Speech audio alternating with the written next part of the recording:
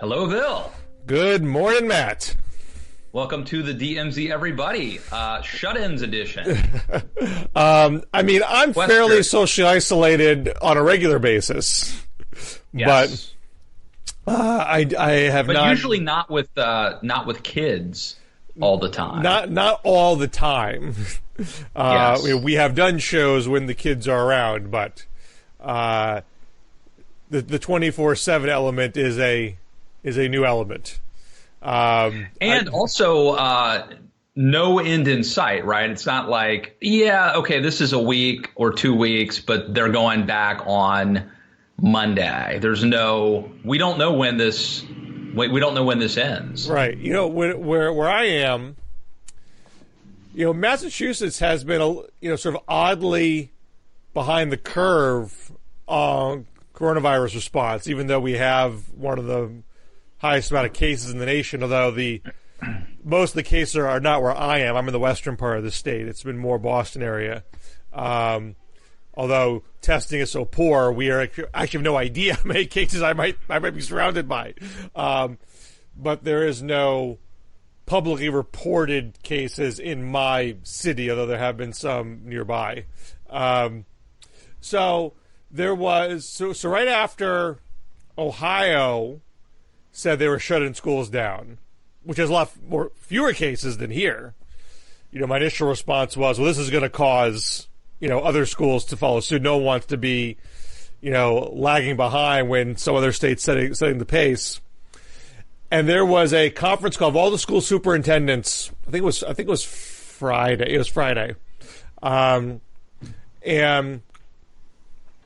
what came out of that call was the guidance from the state was don't close your school unless there's a reported case connected to your school community, which seems oddly excessively cautious considering the testing is so poor, and by the time you get a positive test, it could well be too late for community spread. Wait, you don't mean it seems cautious, you mean it seems hesitant, sorry. Or it may be dangerous, right? Yeah. Imprudent. Yes. Excuse me for the wrong word. And then my school superintendent contacted a local person, I think in the health department here, who was like, "Yeah, don't do that. don't wait for a positive test. We got no testing here. That's going to definitely be too late." So we actually in Northampton made a decision to close the schools down for 2 weeks before, in defiance of the state's guidance. And then it was 2 days later on the Sunday when the governor said, okay, we're shutting down schools for 3 weeks across the state. And so now, I have no idea if that 3 weeks is going to hold because things are so up in the air. But it was a weird sequence of events where people on the state level were trying to not be so dramatic and clearly got pushed in that direction. Yeah.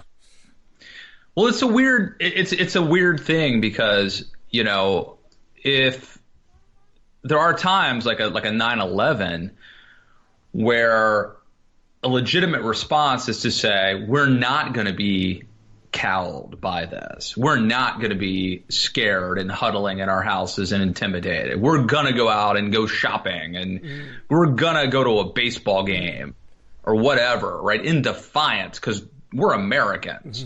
So this is like entirely different than that. But I think that some of that muscle memory might still be behind some of the initial hesitation to do the social distancing. Now, you're in West Virginia, where, am I correct, there are still no reported cases in West Virginia? No, there is one. Oh, now there is. Okay. Yeah. So excuse me. The days have run together. I'm not sure what day it is. I believe on Monday, the governor of West Virginia, is it Jim Justice? Yeah, is that right? You're a governor. I'm not a resident of West Virginia. I'm a refugee in West Virginia. The governor of West Virginia said, go shop and go to go to Bob Evans. Don't let anybody stop you from going to Bob Evans. And then the next day he said, we're closing down restaurants, But no, there has been, finally, West Virginia was the last state that had it. But I think that has more to do with the lack of testing than anything else. So the point you were making before about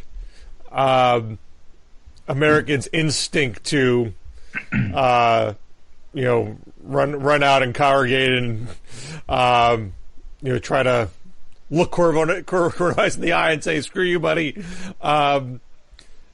You can't disassociate that with Donald Trump's lackadaisical attitude for nearly 2 months, which bled into what Fox News hosts did and what other conservative talk radio did.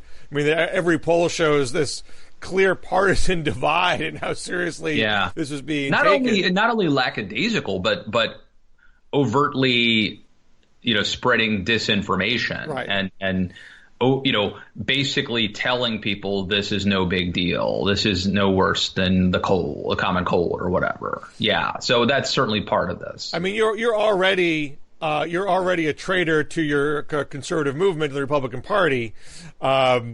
But when you look at that, when you look at what Trump has done, what conservative media has done, how does that affect you as a conservative? Well, I've already long ago come to terms with the fact that it's decadent and depraved. So this is not a surprise to me. Like, what? You mean all this time Fox News wasn't telling me the truth? I will say, Bill, that it may be, my friend and former boss Tucker Carlson, who I'm sure I've talked on here many times about how much a personal affinity I have for him, even though we sometimes disagree politically. But Tucker may be the most important media figure in America today in terms of his ability to actually get to Trump and talk sense into him. So as it's been reported, and Tucker's confirmed this, that there was like a meeting arranged between him and Trump at Mar-a-Lago. Tucker had never been to Mar-a-Lago before, and Tucker had been on air for a while, taking it seriously, unlike other Fox hosts.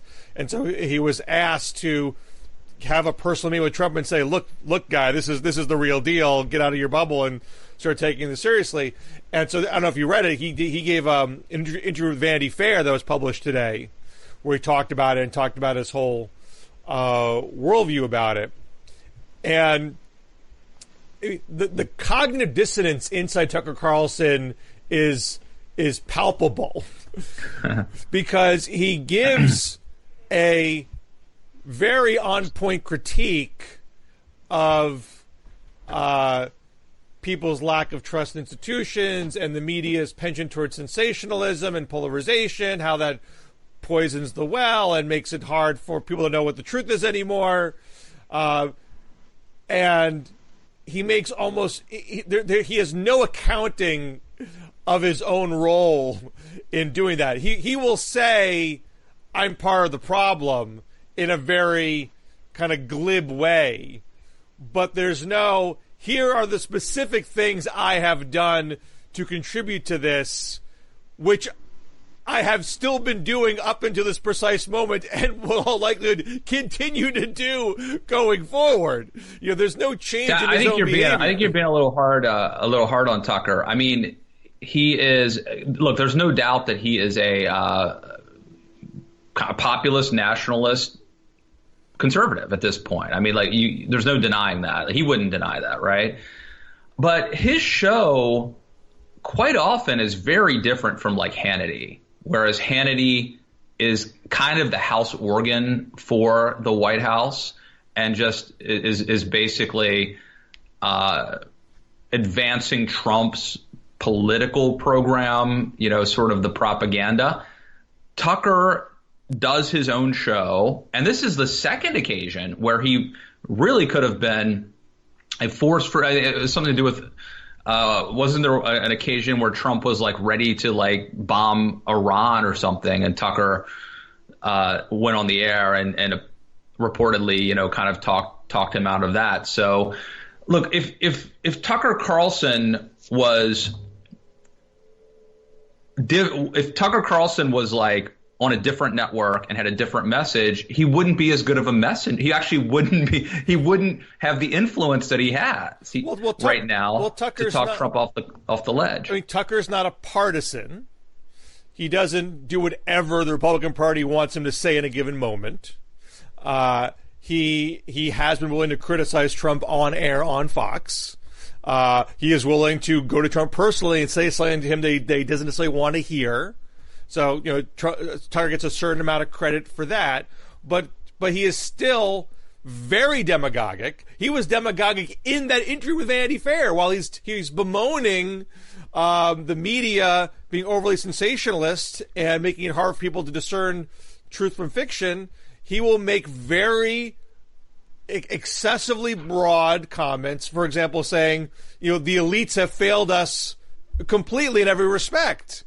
And that is just not true. There are certain things, I can do specific things where I'd say elites did this wrong or that wrong, but he never gives credit where credit is due when it conflicts with his worldview, his paleoconservatism, his right-wing populism.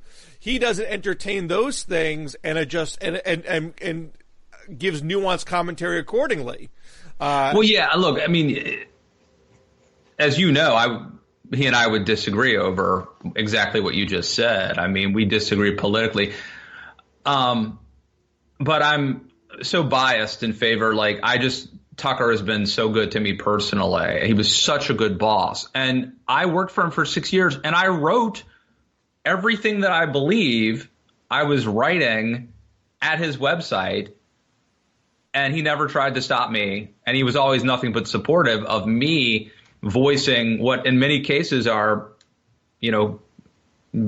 ideas and a worldview that's very different from his. So, but I think, I do think it's noteworthy that he is in this position of influence and at a very important moment didn't just go along with Trump and the Trump message, but stood up against it and actually might have helped.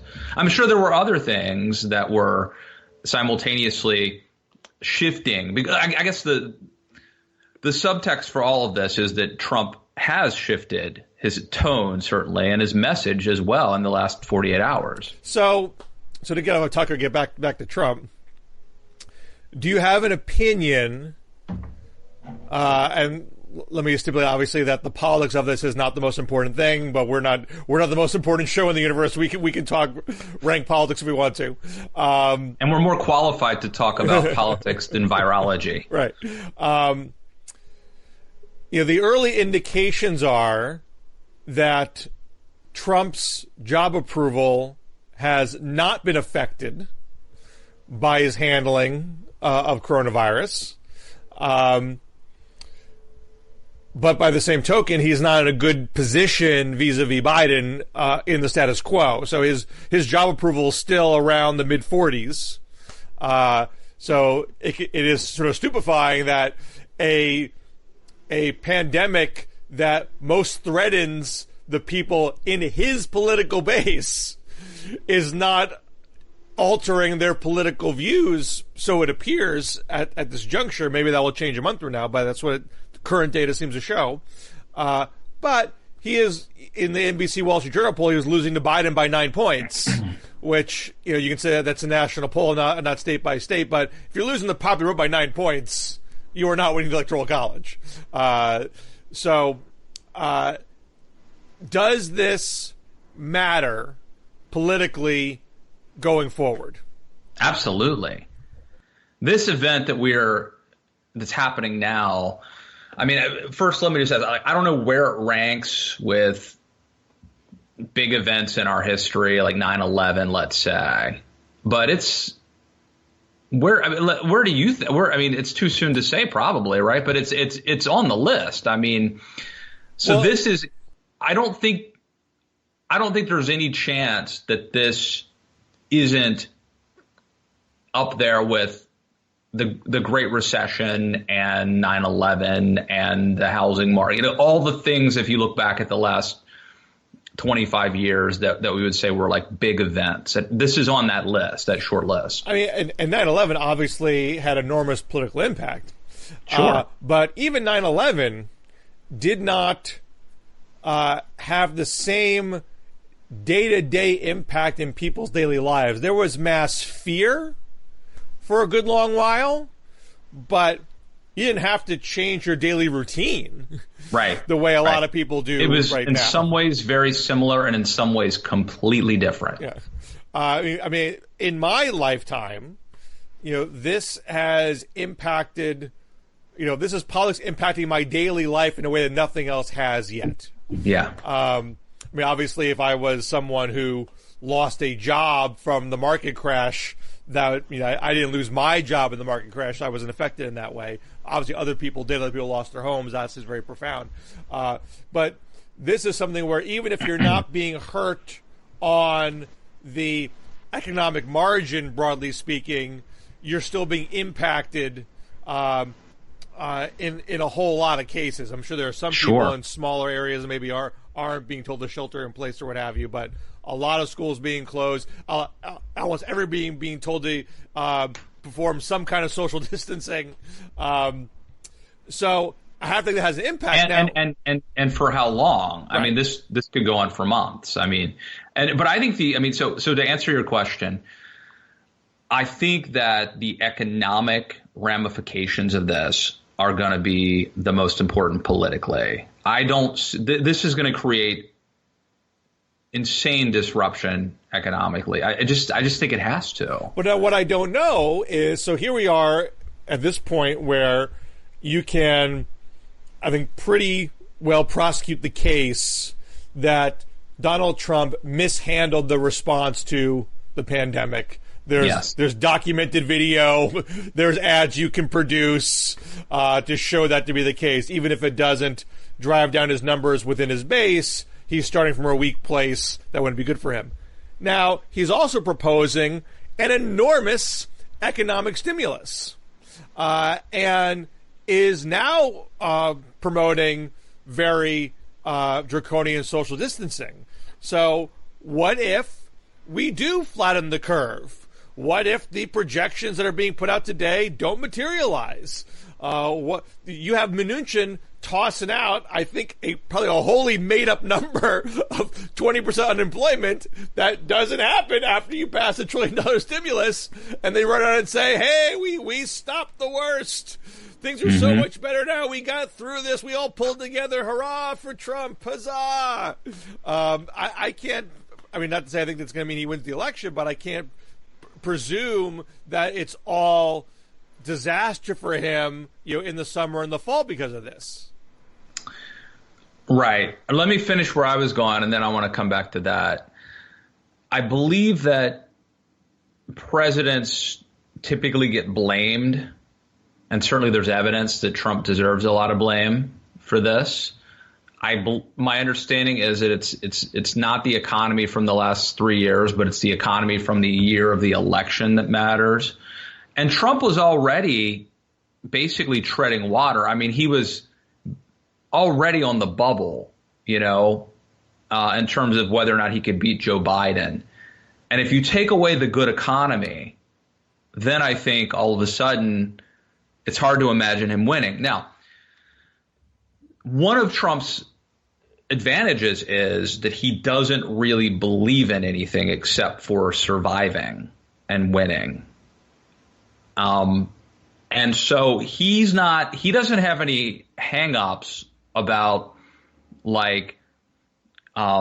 worries about the debt or the deficit, nor does he have any encumbrances such as a political philosophy that might prevent him from bailouts. So Trump has always existed with these two almost contradictory things, right? On one hand, he wanted to be the populist outsider who attacked the establishment. On the other hand, he has these authoritarian strongman tendencies. And I think for the first couple of months, he was playing the wrong hand. And now he's playing the authoritarian strongman hand. And I do think that what if he basically tries to become FDR meets Huey Long and just says, okay, from now on, I'm going to be on top of this thing and we're going to do whatever it takes to impose social, isolation on people and throw money at the problem, just pay people off. What happens then? I mean, it's a little bit scary if you're someone who is a conservative, let's say, and or worries about Trump never letting a crisis go to waste. Like, could he use this emergency and turn it around and use it as a way to expand his power and popularity? I think it's interesting. And by the way, I should just finish with this. The danger is this puts people such as us and the media in this weird scenario where we have to be careful we don't start rooting for like a bad economy or rooting against success, right, for America just to spite Trump as he turns this around, if he does. Well, I definitely agree with that. And I was going to say, your conservative instinct to be nervous about a rush towards massive government intervention in the economy at this moment is the opposite of my initial reaction to the stimulus proposal, which is this is an achievement. This is solidifying the precedent set by Barack Obama and the Recovery Act, that when you're faced with a steep economic contraction, the correct governmental response is massive Keynesian stimulus to counteract that economic dynamic, not do what had been the seemingly emotionally satisfying thing to do, which is retreat, retrench, austerity. Everyone else is to tie in their belts. Government should tie in its belt. There's lots of economic evidence that is wrong, that's not the way to get out of economic crises. And so we're at a point where when Obama did it, there was fierce resistance from conservatives, but enough Republicans came over that it could be enacted, and it was enacted relatively speedily. And worked. It was a slow recovery, but it was a recovery. It was a financial crisis, which inherently has slower recovery times. But all the economic evidence is that stimulus did what it was designed to do. Now we have a situation where the people who came out first proposing this kind of stimulus, it wasn't even Trump, it was Mitt Romney, it was Josh Hawley. And that I don't know exactly what the chronology of events was inside the White House, but it seemed like that they went first, and then Trump quickly and Mnuchin quickly followed. And of course, with no complaint from the Democratic side, you're not seeing Democrats try to throw a wrench in the works. You're not seeing Democrats. But I did see. Did you see that piece in the New York Times? There was somebody who was arguing that Democrats should do that Democrats should not let, that Nancy Pelosi didn't drive a hard enough bargain, at least, that she, I'm not saying that. Well, Michael Grunwald of Politico made that argument. Maybe that's what I'm thinking of. That's what I was thinking of, yeah. I think he was more saying she should have, used her leverage more aggressively, not deliberately destroy the economy. Right. Right. But regardless of Grunwald's point, and I love Michael Grunwald, you're just not seeing Democrats in Congress conspire to make this hard for Trump. Right.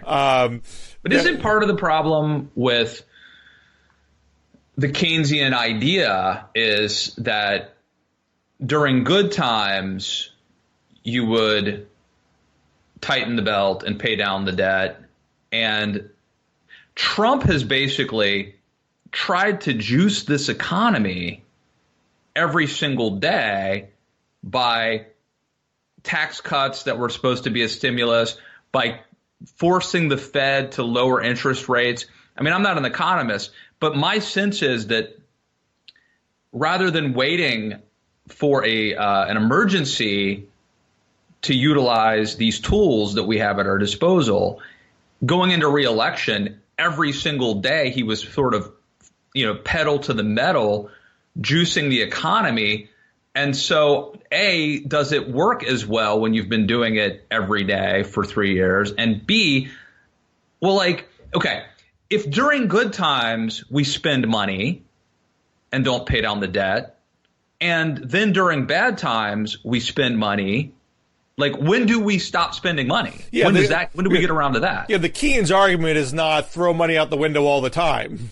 I believe you would argue you could maintain relatively small deficits on an ongoing basis, but you can't have literally nothing in the holster when the crisis comes. You want to have the Fed, you want to maintain relative budget balance, and you want to have the Fed operating with higher interest rates in better times, so they have ammunition when you have a crisis. So if you're spent all your fiscal policy and you spent all your monetary policy in the good times, that leaves you without a lot of ammunition in the bad times. Trump, to your point, I don't think he's a long range thinker. He wants to do whatever makes sense for him within a day's news cycle that benefits him. But the trade war has sort of counteracted economic stimulus. That certainly hurt certain industry sectors and added a lot of economic uncertainty. And his jawboning of the Fed didn't really work. The Fed was in the process of steadily raising interest rates.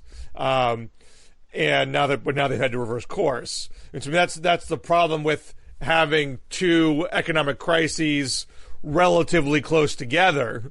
The Fed need to have low interest rates after 2008, and they're being very careful in how fast they rose because they didn't want to add a shock to the economy. But they probably were not as high as they would like to be in a time like this. And now we're down to zero. And if it doesn't work, and if the economic stimulus that Trump doesn't work, then you're out of tools. Then that would be a big problem. I think you make an interesting point, though, Bill. I've been tweeting about this. What are some of the long-term changes that this whole coronavirus thing has? I think it might make people more rural, less likely to want to live on top of one another in a city. I think maybe it makes people more want to buy guns, to fight off the zombie apocalypse, right? So there's certain trends that I think make people more conservative. That this could have, just like my grandma, the Great Depression informed everything about her and stuck with her whole life, in many ways in a bad way. But that was a formative experience, that there may be things that come out of this that will shape. I think, there was this Dear Prudence thing. Should I, if I say this, someone's going to grab the clip, but it was something like, Dear Prudence, should I put my polyamorous relationship on hold during coronavirus? This may make us a little more monogamous, possibly. Who knows what the ramifications could be? It could make us more likely to get divorced if you're basically, hunkered down with one person, as soon as you can get the hell away from them, maybe you will. I don't know what but one of the ramifications could be, I think, Bill, what you're getting at, which is that this could basically make Americans more prone to governmental intervention in the economy and basically give up the sense that, I think as you tweeted, we're all Keynesians now. That could be, and the other point, though, maybe is just it only works if there's a Republican president, If a Democrat's president, then maybe spending becomes a bad thing again. I'm not sure. Well, I mean, I can't be convinced that Republicans will be cooperative for the next Democratic president. But if you have two massive economic stimuluses in a row that are perceived to have worked, it becomes a whole lot easier to do the next one in the next crisis. You have a basis of history to work upon. And your Republicans might be knee-jerk the next time round, but it would be a harder argument to make. With Obama, it was uncharted territory, and so those arguments had more credence, although I do think over time I mean, obviously Obama won re-election, so people didn't believe that what he did was bad. Well, let's shift gears, if I may, to the Democrats, because we do nominally have a primary going on. Although Biden had a clean sweep yesterday, Ohio's postponing of the primary didn't get in the way of that. Do you think that Bernie needs to drop, or does he need to land the plane slowly if he is to help unite the party at the end of the day? Good question. First, let me kind of pose a counterfactual. What if this had happened, the coronavirus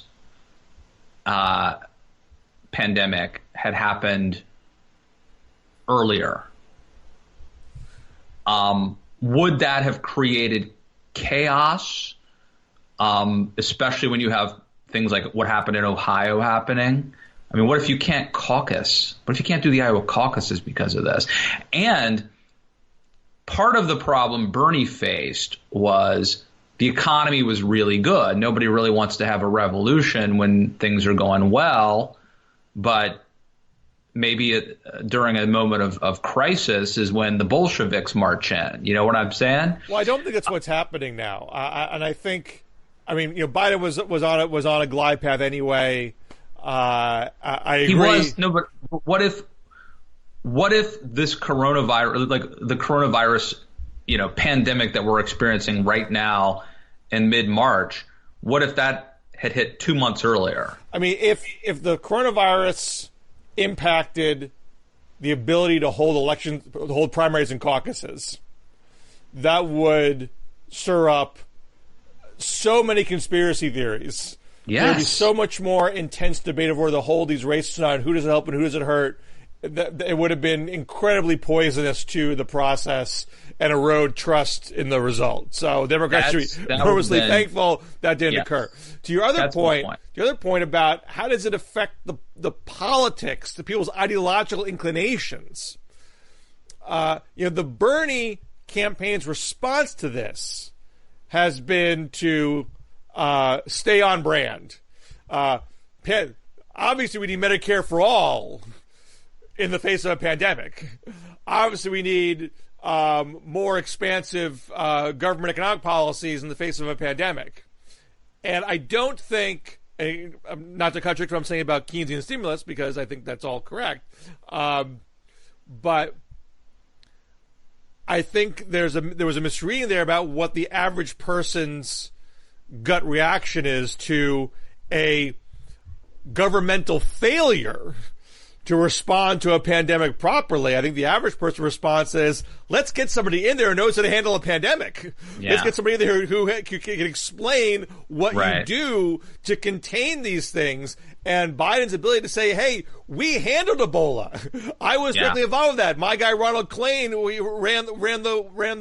was the Ebola czar. Here's what you do. There was nothing like that coming out of the Bernie camp. He was exposed. And by the way, I mean, I'm guessing countries like Italy might have something like Medicare for all. They do. They do have single payer.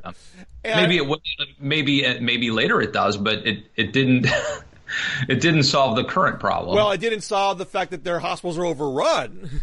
They don't have enough equipment. Now, that's not to say that Medicare for all is a proven failure. I'm not arguing that. But it has nothing to do with pandemic containment.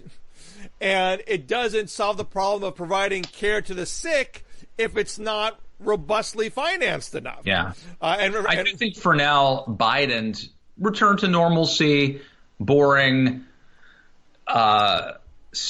message, for lack of a better word, is a winner. It's appealing. And I also think, in a way, this could help him. Like, if there are, first of all, he was pretty good in the 101 debate. So I think that was, remember, my theory always was maybe in some bizarre way he's better at 101, right? And I think you agreed. I do. But also, like, that Biden could run almost more of a front porch campaign now. This buys him some time.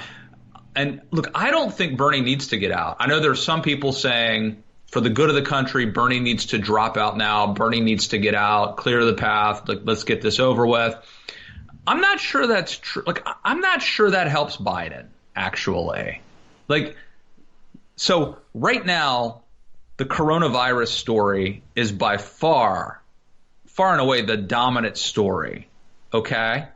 Way down here, and this is not necessarily good for our careers, Bill, but way down here is the election, like certainly the primary election. So it's not, the primary election isn't tearing America apart. I don't even think it's tearing the Democratic Party apart. In a way, having Biden every few weeks win these primaries, and I'm assuming that that's what's going to happen, actually. It's going to get worse for Bernie.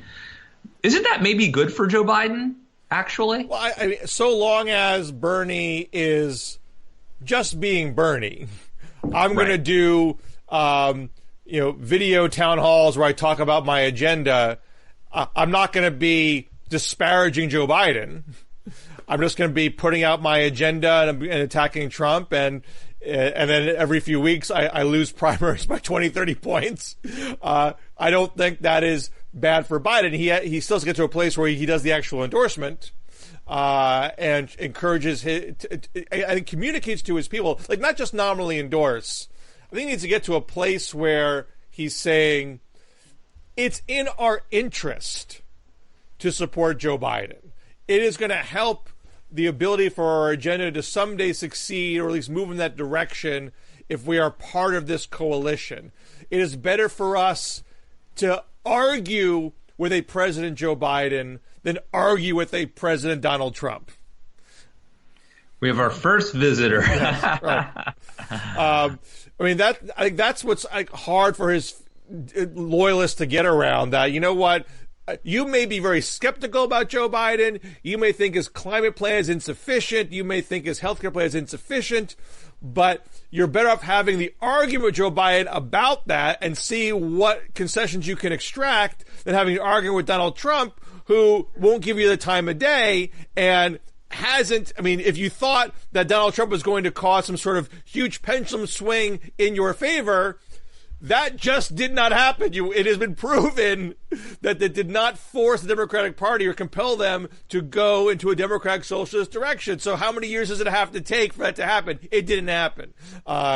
So I think Bernie needs to communicate that in a very robust way if he is to unite the party, and not giving up the fight just yet arguably helps give him the credibility to do that eventually. By the way, I don't know if you noticed the picture over this shoulder.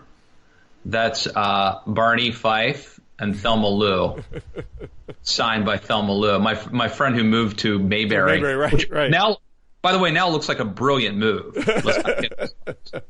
I don't know how many cases there are in Mayberry, so I'm not so sure. But I want to go back to something you said before. We talked last week about whether Biden was in cognitive decline or not, and I do think that last debate was really important because it was becoming such an article of faith amongst Biden haters and amongst the Trump campaign that he's literally senile.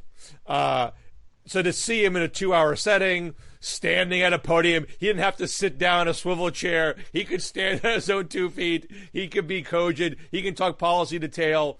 I think that was, for those who weren't quite sure he had it all together, I think that was a hugely reassuring development. And so it's easier to run the front porch campaign now. If he didn't have that moment and he was all of a sudden just doing 3-minute teleprompter speeches on YouTube and nothing else, you have more of a chatter. Oh, they're hiding him. They're using this as an excuse because he's really falling apart. That's much harder to do now. And so I think I wonder.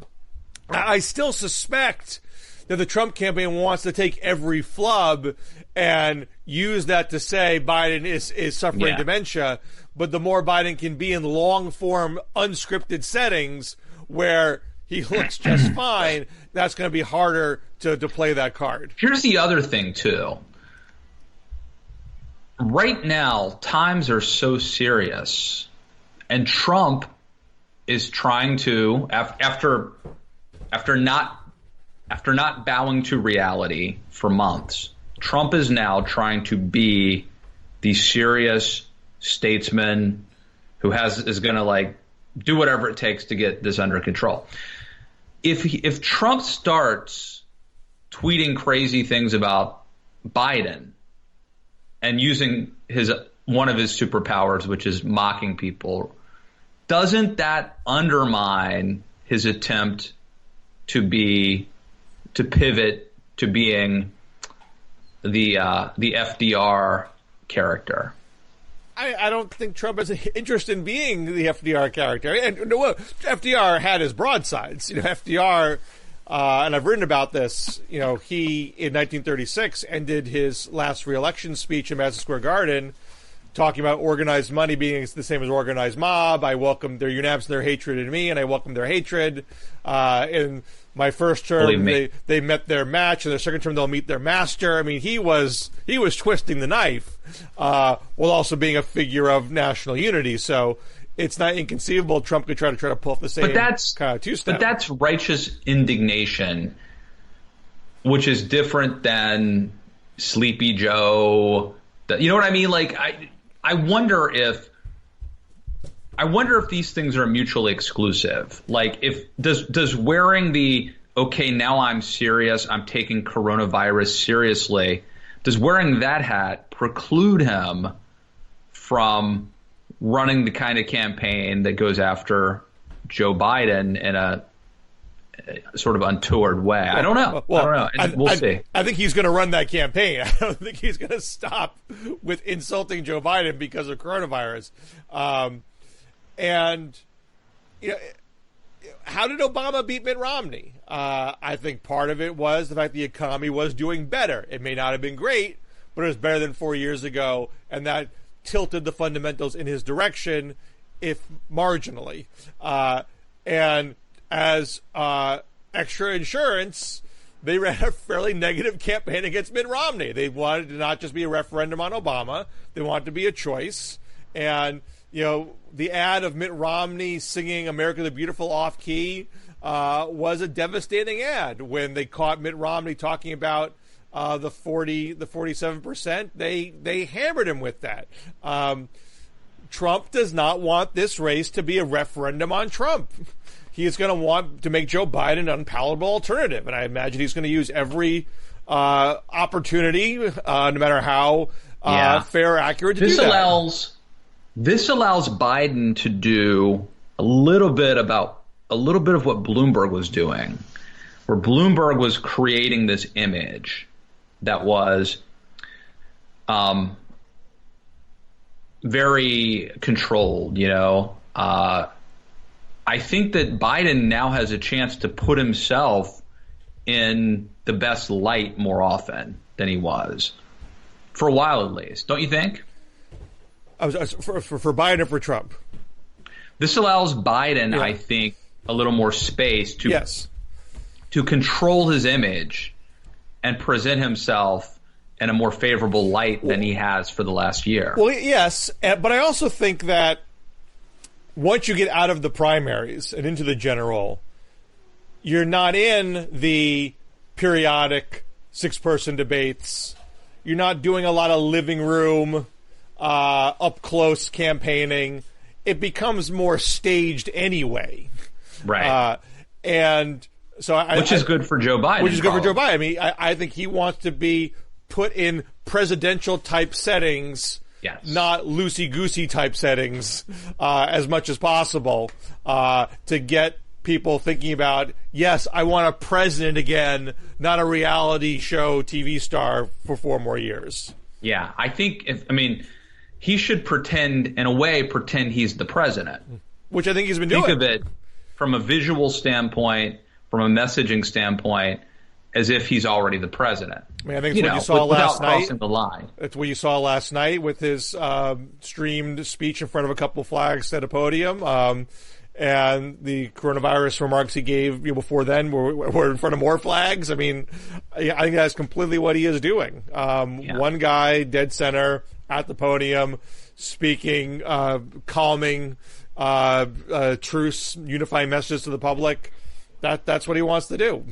So let me ask you this, Bill. I have not gotten a satisfying answer to this sort of question. I'm thinking about all the people who are like really hurt by the social distancing. So we're here with our kids. Kind of makes it a little bit harder to do our jobs, watching our kids and homeschooling them, but that's not the end of the world.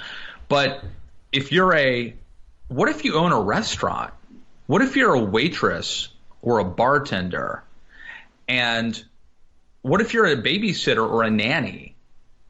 There has to be a huge number of people who were living paycheck to paycheck who were saying, that's okay, I'm going to make $500 in tips on Friday night, and that'll pay my rent or that'll pay my mortgage, and Friday night's never going to come. There has to be a ton of people in that position, right? Well, and what do they do? I mean, $1,000 ain't going to do it. I mean, I live in a small city, college town. The businesses downtown are small businesses.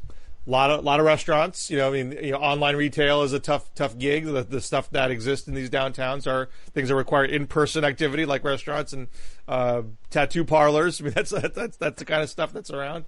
More and more so marijuana shops. I know a couple of good friends of mine are restaurant owners downtown. They are terrified, and honestly, they may not make it. And I don't see how they can. I mean, they're trying. Everyone's pivoting to takeout, but it's hard to see how that could pick up the slack. And if you're operating on a thin margin, you don't have a lot of reserves, you can't ride it out. And it may be that this is not a 2009 style crash, a financial industry driven crash, which historically takes several years to dig out of. This might be a sharper, bust boom. But even within that, there will be small businesses that go down and don't just, magically reassemble when you come back. So yeah, it's hard out there. And as much as I'm for massive Keynesian stimulus, and I'm not an economist, so I'm not the guy to turn to, but I do have a gut concern. Is this sort of Yang style $1,000 for everybody? Is that the best deployment of resources in this time? Maybe it is. Maybe it's because it's fast, and speed is what matters. It's not going to solve everyone's problem, but it's a mitigating tool, and you might as well do it. One thing that's sort of irking me is, to the extent that might be true, that, checks out the door to everybody, great, best you can do in the situation. That's not an argument for universal basic income in perpetuity. Right. What you do for a temporary stimulus measure is not what you do as an ongoing governmental his policy. argument was automation, right? It wasn't a pandemic. It was automation is going to create a scenario where we need to basically mitigate. But in this case, I don't want to sound elitist by saying this. I think I'm actually being realistic. I don't know that $1,000 makes that much of a difference in the lives of a lot of people. If you are that, maybe it does if you're the waitress, But if you're the owner of the restaurant, if that restaurant goes out of business, now the waitress is out of a job too, right? I don't know that $1,000 keeps the restaurant open. I mean, it would be better for all those who are working class to have the places of their work not go under. Right. So I'm just speaking theoretically here. If you could use your resources in a way to keep the businesses afloat, more so, if that required a different deployment of resources than just spreading thinly checks for everybody, you'd rather keep your job. But not being a macroeconomist, I'm not going to tell you that I know what the exact right course of action is. And quite frankly, you want to have those debates before the crisis. Yes. You don't want to make up these decisions on the fly. Well, I think, and this goes to the political fallout, the potential political fallout of this. I think we can either do social distancing or we can save the businesses. It feels like they're mutually exclusive. We're probably going to, we're doing the social distancing, probably the right move. But I think that means that there's going to be all sorts of businesses that rely on people. I'll just tell you, I can't complain, but, this is an election year. And one of the ways that people like me put food on the table during an election year is by giving speeches. And when you give speeches, it means you get on an airplane. And so somebody buys an airplane ticket and you fly to a city, and a car service. This will be the most elitist thing you've ever heard. A car service will pick you up, and there's a driver who gets paid to do that. And they take you to a hotel, and you stay at a hotel, and you go out, and have breakfast, and you go out for drinks, and then you go to a conference room. You and I did this in Texas, Bill, a couple months ago. You and I gave a speech down in Dallas. You go to a conference room. We had two different conference facilities for two different speeches, and there were wait staff, and there was an AV guy who runs microphones and a video. There was a photographer at one of the events you and I were at taking pictures. My point is, for you and I to give like a speech like that, there were a lot of people who made money, including. Well, actually, we didn't make money, did we? But oftentimes, to be honest with you, the most lucrative thing people like you and I do is actually giving speeches in terms of the actual bang for the buck you get, like if you're on stage for 45 minutes. But on top of that, Bill, there are speakers bureaus. There are people whose job is to book, General Petraeus to go speak at the Manufacturing Association of America meeting in Dayton, Ohio, or what, I am going through, think about what I just went through, right? There's the catering business. There's the AV people. There's the hotel industry. There's the wait staff at the conference facility. This touches a lot of people. And I'm just thinking of it through my own kind of selfish perspective of what I could potentially be sacrificing this year. This is the election year when I'm supposed to be able to make that money for my family. Harder to do next year.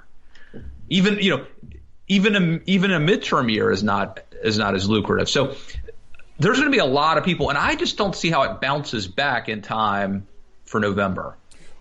That seems hard to envision unless this is some really super powerful stimulus. In all likelihood, the way the economy feels in November is going to feel worse than it did 2 weeks ago. Yeah. Even if we're actually recovering at that point. Yeah.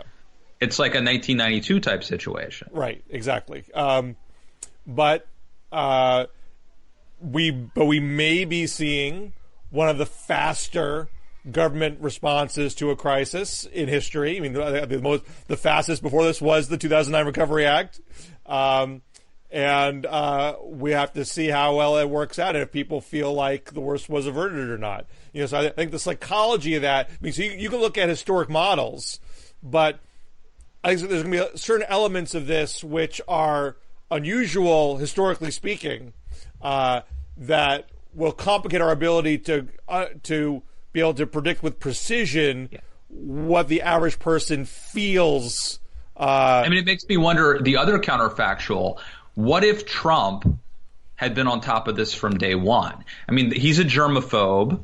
He traffics in conspiracy theories and getting people worried about like there's a scenario where he is on top of this from day one and doesn't give Democrats, which in my opinion is a very valid argument, that he did not do what he needed to do out of the gate, but and that he allowed this to metastasize. The politician, the executive, who is truly on top of this, or not just this particular, but truly on top of any potential crisis, who engages in responsible and effective crisis prevention, gets no credit.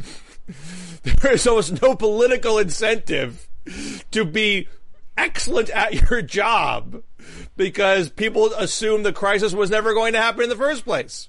That's why Obama had a very hard time taking credit for what he did, because as bad as the Great Recession was, it didn't fall into depression, so it's hard to argue, hey, I prevented something worse. Yeah. People, the rhetoric, though, if Trump's rhetoric was, unrealistic and incorrect. But I also think, Bill, I'll put an asterisk there. I think you're right, and you very well are probably right in terms of presidencies. But don't you think that Mike DeWine and Larry Hogan are going to come out of this looking pretty good? Well, yeah, if you're seen as doing better than the mean, sure, but it's being judged against a backdrop of disaster. Now, and of course, there's obviously a big risk of doing a terrible job, being blamed for the disaster. So I probably mentioned this on a past show, but I was always struck by Bill Clinton's recollection in his autobiography, because when he was running in 1992, you had Hurricane Andrew in Florida, and the FEMA response was maligned, and George H.W. Bush suffered some blame for that. And Clinton wrote, I made a mental note at the time that you won't win election because of how well you handle natural disasters, but you could certainly lose an election if you handle one poorly, and I'm going to make sure that I hire a emergency management professional to run FEMA to ensure I don't suffer that problem, which he did. And that person had very high marks, and none of the natural disasters on Clinton's watch gave him political conniptions. So good word. I do think that is the proper way for presidents and governors to approach these things.